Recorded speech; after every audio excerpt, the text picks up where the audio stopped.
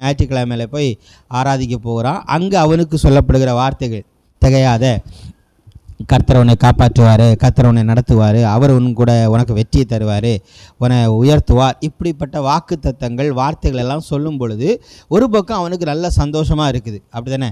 ஏன்னா 7 வாரத்தில் 6 நாளும் அவனை டிஸ்கரேஜ் பண்ணுறது மாதிரி, அவனை சோர்ந்து போக பண்ணுறது மாதிரி தான் என்ன இருக்குதுன்னா சூழ்நிலைகளும் இருக்கிறது, மனிதனுடைய வார்த்தைகளும் இருக்கிறது. இப்போது ஞாயிற்றுக்கிழமை சபைக்கு போகும்போது அங்கே நம்பிக்கை ஊட்டுகிறதான சில வார்த்தைகள் வருகிறது, அவனை உற்சாகப்படுத்துகிற சில வார்த்தைகள் வருகிறது. அது அவனுக்கு அவசியப்படுது. அந்த வார்த்தை கேட்கும்போது இது எனக்காகவே சொல்லப்பட்ட வார்த்தை பாஸ்டர், இது எனக்கு, நான் இவ்வளோ துக்கத்தில் இருந்தேன், எனக்காகவே சொல்லப்பட்ட வார்த்தைன்னு அவன் மகிழ ஆரம்பிக்கிறான்.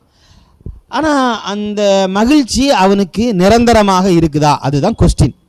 அந்த மகிழ்ச்சி அவனுக்கு நிரந்தரமாக இருக்குதான்னு கேட்டால் அவன் தன்னுடைய மகிழ்ச்சியை வெளிப்படுத்துகிற அந்த தருணம், அது ஆராதனையாக இருக்கலாம், மேக்சிமம் ஆராதனை, கொண்டாட்டம், இப்படிப்பட்ட நிகழ்வுகளில் தன்னுடைய மகிழ்ச்சியை வெளிப்படுத்துகிறான், தன்னுடைய வேதனையை வெளிப்படுத்துகிறான். ஆண்டவரே என்னால் முடியலை, என்னால் நடக்க முடியலை, நடக்க சொல்லி தாரும், ஒரு இயேசுவே இயேசுவே எனக்கு நடக்க சொல்லி தாரும்.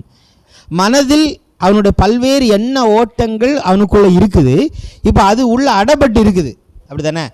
இப்போ சொல்லுவாங்களே, ஊற்று தண்ணியாக இருந்தாலும் அது என்ன பண்ணணும், அது போயிட்டே இருக்கணும், அது இறைக்கப்பட்டு கொண்டே இருக்கணும். இல்லைன்னா அந்த ஊற்று தண்ணி ஒரே இடத்துல கடந்தால் கெட்டு போயிடும்.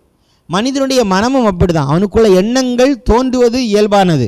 எண்ணங்கள் வரவே கூடாதுன்னு இல்லை, சில எண்ணங்கள் இப்படிலாம் எண்ணங்கள்லாம் வரவே கூடாது அப்படின்னு நான் சொல்லலை. எண்ணங்கள் அவனுடைய மனதில் வந்து கொண்டே இருக்கிறது. ஆனால் அந்த எண்ணங்கள் அவனுக்குள் தேங்கி நிற்கக்கூடாது. அது ஒரு நீரோடைய மாதிரி போயிட்டே இருந்தால் பிரச்சனை கிடையாது. ஒரு கோபம் வருது, அது தேங்கி நிற்க வேண்டாம். கோபமே படக்கூடாது பிரதர் அப்படி சொல்லலை, இல்லை வருத்தமே படக்கூடாது, இல்லை காயமே படக்கூடாது சொல்லலை. இப்படிப்பட்ட நிலை ஒன்று இருக்குது. அது ஒரு விஷயம். எனது மனது காயப்படாத, சங்கடப்படாத ஒரு நிலை இருக்குது, தெய்வீகத்தின் நிலை.